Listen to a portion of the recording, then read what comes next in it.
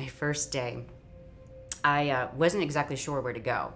So I walked up to the shop door, not knowing it was the shop door, thinking it was the front door to the building. And I walk into the shop and I'm looking around and there's all these people working on parts and they've all stopped and looked at me like, what is this person doing in here? Then I realized I had gone in the wrong entrance, went out and then called HR. How do I get into the building? When I was a volunteer candy striper, my first thoughts when, I wasn't driving because obviously I was, I think, 15 at the time. When my mom dropped me off at that hospital and I looked up and saw that big building, I wanted to go the other way because I thought, this is so big and important, what am I doing here? I remember early on I was definitely nervous about meeting with clients and talking with people 3 or 4 times my age that were very successful. One day I came into work, had 2 completely different shoes on, had to work around that, but... Lost. Didn't really know where to begin.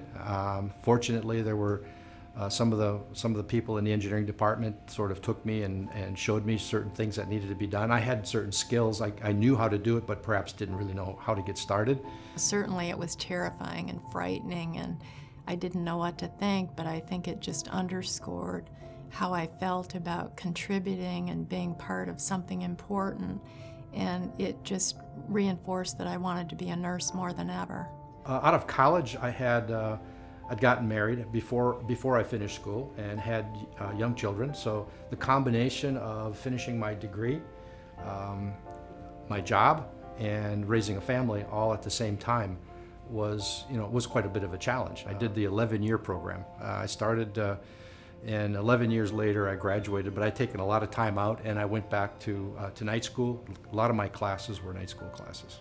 Started at the very bottom and gradually moved my way up, and the first few months were just sitting with the president of the company, learning everything he did. My unofficial job title at the time was lump of clay. It was, I had the knowledge that I got through college, but I did not have the professional business practice that you get. The only way you can get is through experience. I realized that to cure cancer, I needed to be part of a bigger network and a team. Not always, but generally speaking, if people make a change, it's because they're dissatisfied with something.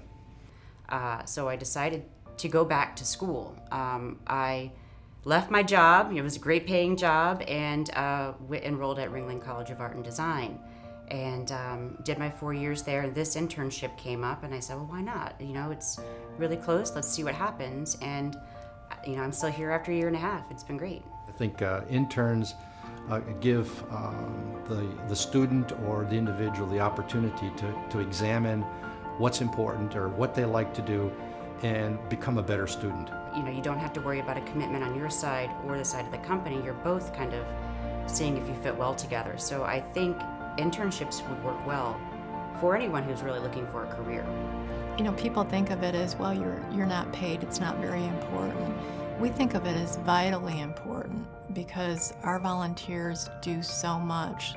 They're really part of the fabric of who we are. The sweet spot of Florida, in my opinion, is the Gulf Coast area, from, let's say, north of Tampa to maybe to the Venice area. That, to me, is the best area of Florida, and the best area of the best area, in my opinion, is Sarasota. Gosh, I love everything about Sarasota. I grew up here. I'm a 5th-generation Floridian. So many of the wonderful people who have come to our region have come here for vacation. They've come here just to visit. They've come here traveling from Tampa down to Naples or Fort Myers and saw the area and were inspired by it. Our quality of life is amazing here. You get to know people, and it only takes a matter of time before your name's known. In a much bigger city, that doesn't quite happen like that. So you have the ability to affect change. I see so many young people who grow up in Sarasota and feel that they have to leave to find out what the possibilities are. And I'm from the city of Detroit, so I understand. I'm from a big city. And they go to New York City or Boston or Chicago, and they find that while it's a big place, the possibilities aren't all that different. And they come back and they say, Gee, isn't it interesting that I've come back and we have so many of the same things in our community?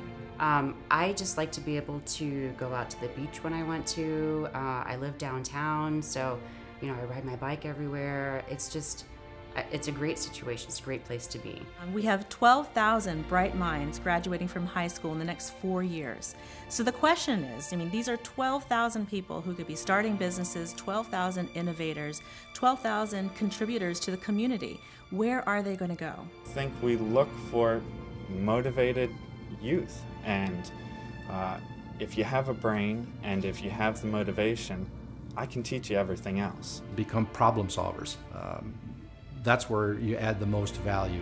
Our students, they're our partners. So as important as it is for us to tell our story, we need to understand their story, their challenges, where they want to be going, their vision for the future. Because right now, if we're not having that conversation, it's sort of two dots lost in space. It changes how I view the world.